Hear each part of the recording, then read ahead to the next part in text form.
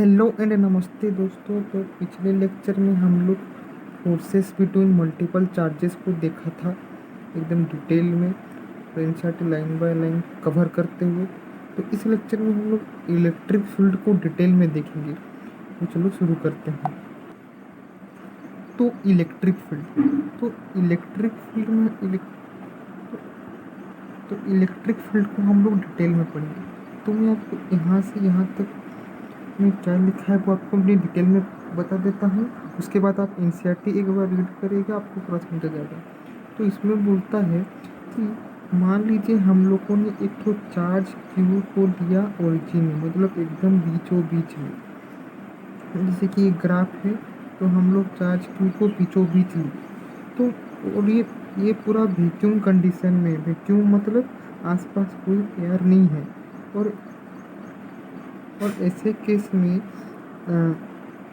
मान लीजिए ये जो Q है ये तो ओरिजिन में है, मतलब 0 0 में है। तो इसमें बोला है कि हम अगर इससे R डिस्टेंस में और एक चार्ज लेंगे, इसको बोलेंगे हम लोग Q, स्मॉल Q। तो वो तो ये तो जो प्लस Q चार्ज था वो डिस्टेंस में था, और ये small Q charge Q P distance में था। तो OP is equal to R हुआ। तो ऐसे केस में क्या होता है, जो कैपिटल Q है वो एक फोर्स एग्जर्ट करेगा ये स्मॉल Q पर। क्योंकि जैसे हम लोगों ने कूलम्ब्स लॉ पे पढ़ा था, जैसे भी दो चार्ज होते हैं विद R डिस्टेंस या D डिस्टेंस से अगर सेपरेट होते हैं तो वो एक दूसरे पर फोर्स एग्जर्ट करते हैं। तो ये कैपिटल Q जो है वो स्मॉल Q पर एक तो फोर्स एग्जर्ट करेगा इस तरह।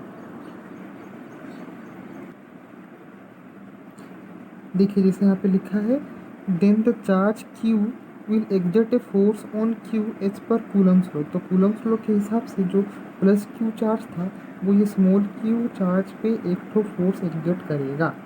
लेकिन इसमें आगे भी लिखा हुआ रहता है, आगे भी लिखा है कि we may ask the question if charge Q is remove then what is left in the surrounding. तो इसमें बोल रहा है कि जैसे कि हम लोगों ने माना था कि जो सेंटर ओरिजिन में है उसमें वहाँ पर Q चार्ज है, तो उससे R डिस्टेंस में एक स्मॉल Q चार्ज है। तो ये स्मॉल Q चार्ज पे ये प्लस Q चार्ज एक तो फोर्स एग्जर्ट कर रहा है। लेकिन अगर हम लोग की जो ये स्मॉल Q है उसको ही अगर हटा देंगे तब क्या होगा, ये यहाँ पे क्वेश्चन पूछ रहा है। तो आगे देखते हैं।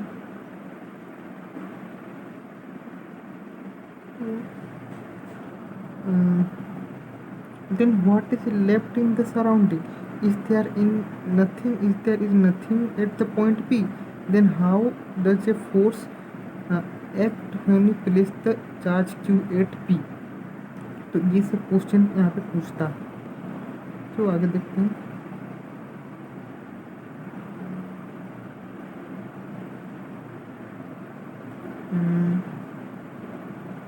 कहाँ थे हम लोग? In order to answer such questions, the early scientists introduced the concept of field. According to this, we say that charge Q produces an electric field everywhere in the surrounding. When another charge Q is brought at some point P, the field there acts on it and produces a force. The electric field produced by the charge Q at a point R is given as इतना।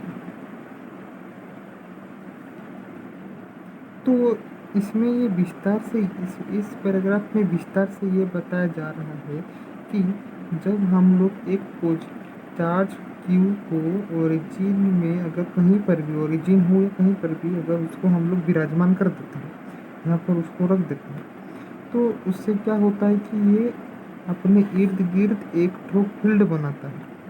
जैसे मकड़ी अपना जाला बनाता है, ऐसे ये Q अपना फील्ड बनाता है। तो उसके फील्ड के इर्द गिर्द अगर हम लोग कोई भी चार्ज वहाँ पे रख देते हैं, तो इससे क्या होता है कि वो फील्ड उस पर भी एक्ट होने लगता है और एक तो फोर्स प्रोड्यूस होता है। तो इसी तो यही यहाँ पे कहा गया है, the fields act there acts on it and produces a force. तो जो electric field produces by the charge Q at a point R is given as इतना। तो ये जो हम लोग ये जो हम लोगों ने बोला कि जो प्लस क्यू चार्ज को कहीं पर भी रखने से वो एक तो फील्ड जनरेट करता है, तो वो फील्ड का वैल्यू कितना होता है ये जानने के लिए एक फॉर्मूला निकाला गया हमारे महान साइंटिस्टों के द्वारा, जिसको हम लोग कह सकते साइंटिस्टों के द्वारा एक फॉर्मूला निकाला गया, जिसको हम लोग ऐसे देख सकते हैं, जो कहता है ये जो कि होता है E इज इक्वल टू, इसको हम लोग K बोलते हैं, तो E is equal to K Q by R square. ये फॉर्मूला भी बहुत काम आता है बहुत सारे न्यूमेरिकल में। तो E is equals to K Q by R square, where R is a unit vector from the origin to the point R. This equation 1.6 specifies the value of the electric field for each value of the position vector R. The world field signifies how some distributed quantity which could be scalar or a vector varies with position. The effect of the charge has been incorporated in the existence of the electric field. We obtain the force F exerted by the charge Q on charge Q as F is equal to k q by r square। तो इसमें बोलता है, ये paragraph में बोलता है कि जैसे हम लोगों ने देखा E is equals to K Q by R square है, तो इसमें हम लोग एक चीज़ तो गौर कर सकते हैं कि E is inversely proportional to R square है। इसका मतलब ये है कि E inversely proportional to R square है, मतलब E अगर बढ़ेगा तो R कमेगा। और हम लोग इसको ऐसे भी बोल सकते हैं कि जैसे जैसे R बढ़ेगा वैसे वैसे E भी कमेगा। तो जो इलेक्ट्रिक फील्ड है वो R के साथ वेरी कर रहा है। मतलब अगर एक तो चार्ज है, तो जैसे जैसे हम डिस्टेंस बढ़ाएंगे, जैसे जैसे R बढ़ेगा तो E तो inversely proportional to R square हुआ। तो जैसे जैसे R बढ़ेगा ऐसे इलेक्ट्रिक फील्ड का इंटेंसिटी कमते रहेगा, समझे वैसे ही। तो इसको हम लोग एक एग्जांपल से भी देख सकते हैं। मान लीजिए यहाँ पर ही आग है, बहुत सारा आग है, और यहाँ पे ऊपर बन रहा है टमाटर का झोल, टमाटर का सूप बन रहा है। और ये जो आग है ये मतलब इतना गर्म है कि बहुत गर्म हो गया तो इससे हीट निकलेगा। तो हीट देखेगा उसके सामने आसपास के इलाकों में उसका हीट बहुत ज़्यादा रहेगा। आप अगर यहाँ पे सामने आ गए तो आप जल भी सकते हैं। लेकिन अगर आप जैसे ही धीरे धीरे उनसे दूर जाते रहेंगे तो आप देखेंगे कि आपको वो हीट कम महसूस होने लगेगा। तो वही कॉन्सेप्ट है, जैसे जैसे R बढ़ता है वैसे वैसे इलेक्ट्रिक फील्ड हुआ, हीट हुआ, सबका इंटेंसिटी कमते रहता है। तो ये बोल रहा है। तो नेक्स्ट पैराग्राफ में बोलता है, ये वाला पैराग्राफ में बोलता है कि जैसे यहाँ पे Q था ओरिजिन में और उससे R डिस्टेंस में स्मॉल q था। तो हमने तो अभी देखा कि ये जो कैपिटल Q चार्ज है वो ये स्मॉल q चार्ज पे तो एक तो फोर्स एग्जर्ट करता है F, जिसको हम लोग ने देखा के क्यू बाय आर स्क्वायर। ठीक, तो अगर ये कैपिटल Q वाला स्मॉल q पे फोर्स एग्जर्ट कर रहा है तो ये स्मॉल q वाला भी तो कैपिटल Q पे एक तो चार्ज एग्जर्ट कर रहा होगा। तो उसका वैल्यू भी निकाला गया है, जिसको बोलते हैं कि उसमें तो उसी लिए यहाँ पे लिखा गया है, the electrostatic force between the charges Q and Q can be looked upon as an interaction between charge Q and the electric field of Q and vice versa. और तो if you denote the position of charges q by vector r it experiences a force f equal to the charge q multiplied by the electric field. तो वो कितना force exert करते हैं उसके लिए formula निकाला गया और इससे पता चला और उससे एक फॉर्मूला निकला जिसको बोलेंगे F is equal to Q E. F is equal to Q E इसका सिंप्लीफाइड फॉर्मूला है, ये वेक्टर फॉर्मूला है क्योंकि R एक तो वेक्टर है। ठीक है, अब ये F equal to Q E याद रखिए, ये बहुत न्यूमेरिकल में काम आता है। तो आगे देखते हैं। हाँ, और एक बात जरूर देखिए, जैसे कि F is equal to Q E अभी तो फॉर्मूला हम लोगों ने देखा, तो इसमें हम लोग क्या कहते हैं कि sorry F by q is equal to E. तो इसमें हम लोग इलेक्ट्रिक फील्ड अगर ढूंढने बोला तो अगर फोर्स और चार्ज दिया होगा तो हम लोग इलेक्ट्रिक फील्ड जरूर निकालेंगे। तो इससे हम लोग क्या है, इसका इलेक्ट्रिक फील्ड का यूनिट भी निकाल सकते हैं। इलेक्ट्रिक फील्ड का यूनिट होगा, देखो फोर्स का तो हमें पता है न्यूटन होता है और चार्ज का कूलम होता है। तो इसका जो इलेक्ट्रिक फील्ड का जो ऐसा यूनिट है वो आकर निकलेगा न्यूटन पर कूलम। सिमिलरली आप डायमेंशन भी निकाल सकते हैं इससे, और इससे बहुत कुछ कर सकते हैं। इलेक्ट्रिक फील्ड का भी निकाल सकते हैं, फोर्स का भी निकाल सकते हैं, फील्ड का भी, इसे इंटरचेंज करते करते आप निकाल सकते हैं। तो एक बार डायग्राम देख लेते हैं। डायग्राम में क्या बोलता है, देखिए कि अगर प्लस क्यू चार्ज होता है तो उसमें से हमेशा इलेक्ट्रिक फील्ड बाहर दिखेगा। जैसे कि हम लोगों ने बैटरी का केस में देखा था, अगर एक तो प्लस चार्ज होता है और तो नेगेटिव चार्ज होता है तो हमेशा देखिएगा ये जो इलेक्ट्रॉन्स हैं वो एक तो नेगेटिव होते हैं तो हमेशा वो प्लस की तरफ आते रहते हैं अंदर से, लेकिन यहाँ से बाहर से पॉजिटिव से नेगेटिव आते रहते हैं। जैसे हम लोगों ने छोटे क्लास में पढ़ा होगा, जैसे कि वो 12 मिनट वाला केस है, उसमें भी ऐसे होता है। जो भी एक फील्ड होता है, जो भी फील्ड होता है वो हमेशा पॉजिटिव से निकलता है और नेगेटिव में टर्मिनेट होता है। देखिए, पॉजिटिव से निकलता है और नेगेटिव में टर्मिनेट होता है। तो देखिए यहाँ पे ये प्लस क्यू चार्ज है तो इसमें से रे निकल रहा है, इलेक्ट्रिक फील्ड जो है वो निकल रहा है, समझा, इलेक्ट्रिक फील्ड हमेशा निकल रहा है। लेकिन अगर नेगेटिव हम लोगों ने केस लिया, नेगेटिव में जैसे यहाँ पे पॉजिटिव होता है, नेगेटिव होता है, यहाँ से निकलता है बाहर, तो देखिए यहाँ पे आ रहा है। ये वाला डायग्राम में आप लर्न कर लीजिए, ये वाला इजीली हो जाएगा। तो पॉजिटिव से जाता है और नेगेटिव में आता है, नेगेटिव में आता है। देखिए यहाँ पे नेगेटिव चार्ज में जो इलेक्ट्रिक फील्ड का रेज है वो इनवर्ड दिखेगा आपको।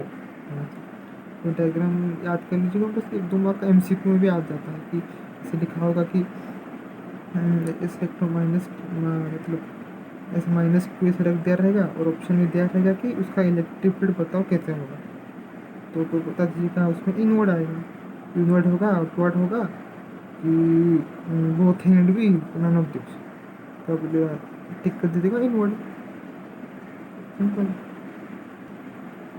तो ये पैराग्राफ में बोलता है कि हम लोगों ने देखा जो F is equal to Q E होता है, तो अगर मान लीजिए ये जो स्मॉल क्यू चार्ज है, अगर इसका वैल्यू अगर 1 कूलम हुआ, तो मतलब अगर यूनिट चार्ज हो गया तो क्या होगा, F is equal to E होगा।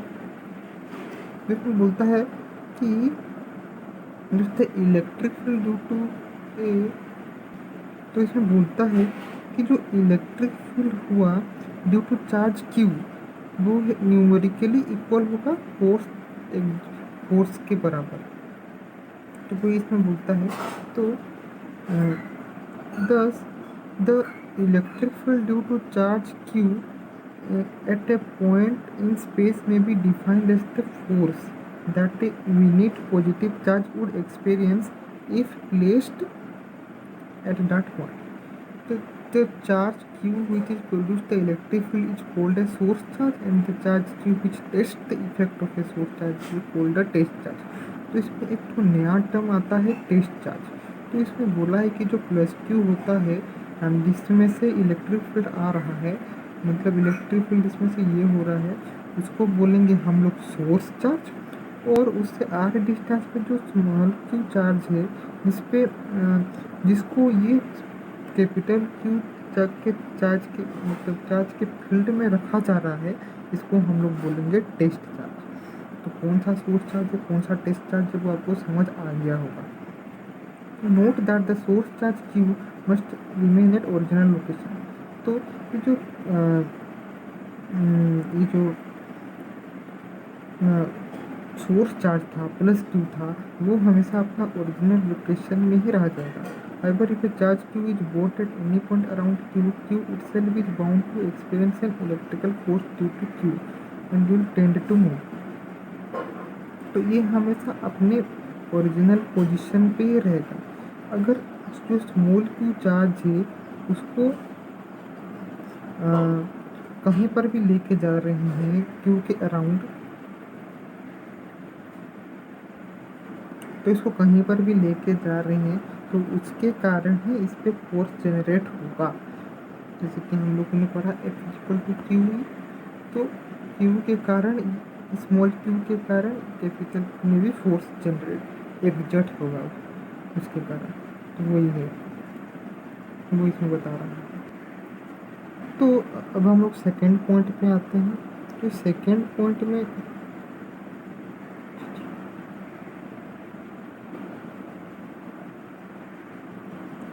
ये सेकेंड पॉइंट में बोलता है कि ये जो हम लोगों ने पढ़ा, जो पॉजिटिव क्यू चार्ज से जो फोर्स जनरेट होता है मतलब इलेक्ट्रिक फील्ड जनरेट होता है, वो ये जो स्मॉल क्यू चार्ज होता है उस पर डिपेंड नहीं करता है। वो डिपेंड करता है ये जो उसके बीच में जो डिस्टेंस है उस पर डिपेंड करता है।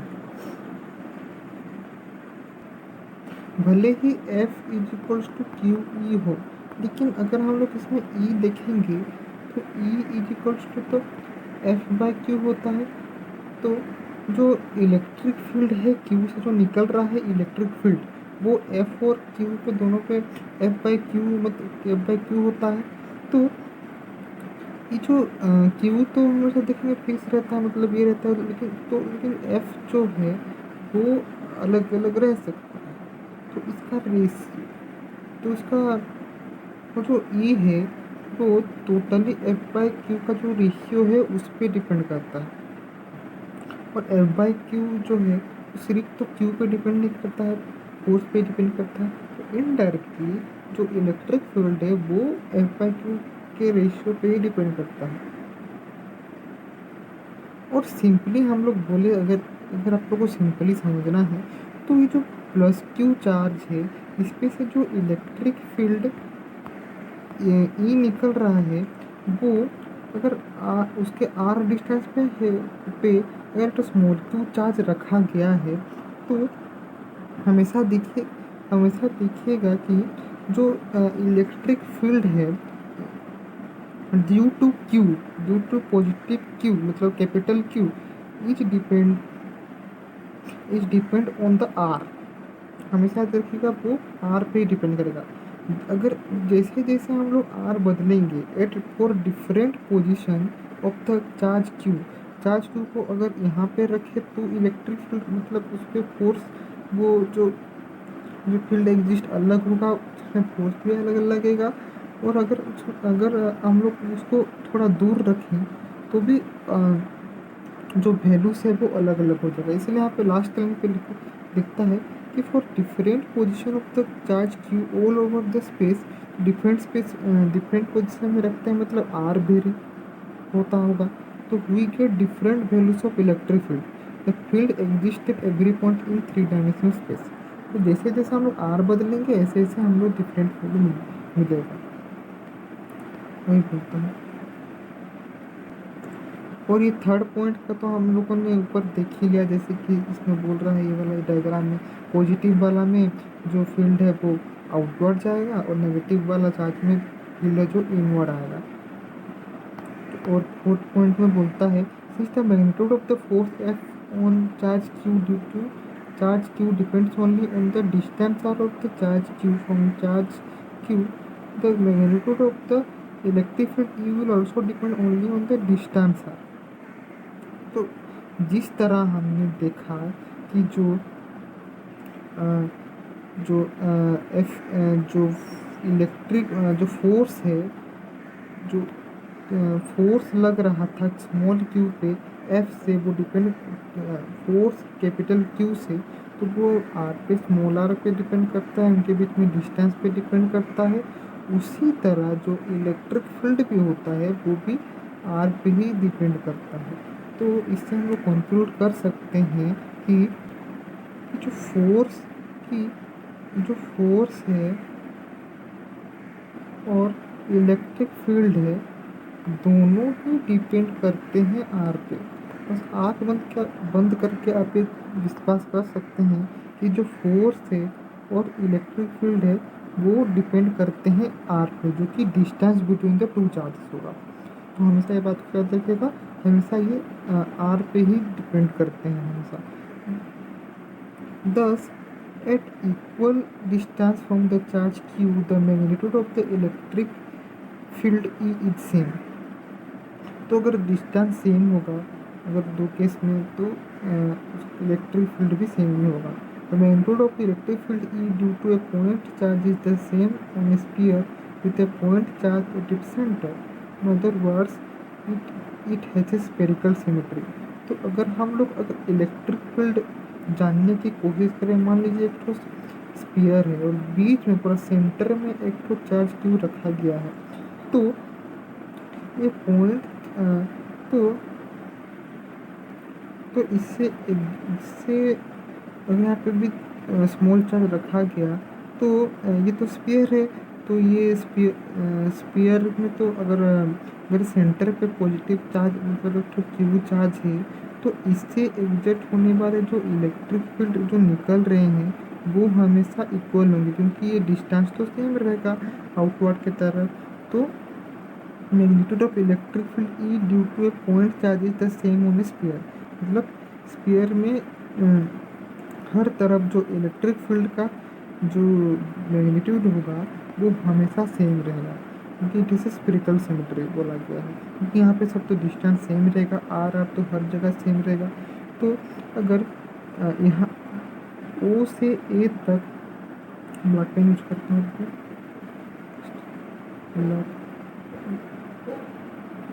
ओ से ए तक का अगर फील्ड मान लीजिए एफ है, तो ओ से बी तक का भी फील्ड एफ ही होगा, क्योंकि डिस्टेंस सेम है। हमने जैसे ऊपर देखा कि जो फील्ड है और इलेक्ट्रिक फील्ड है और फोर्स है, दोनों ही डिपेंड करते हैं आर पे। तो अगर आर सेम होगा टू पोजिशंस का, तो उनका फील्ड भी फोर्स भी सेम रहेगा और फील्ड भी सेम रहेगा। तो धन्यवाद। अगले लेक्चर में हम लोग देखेंगे electric field due to a system of charges. Thank you.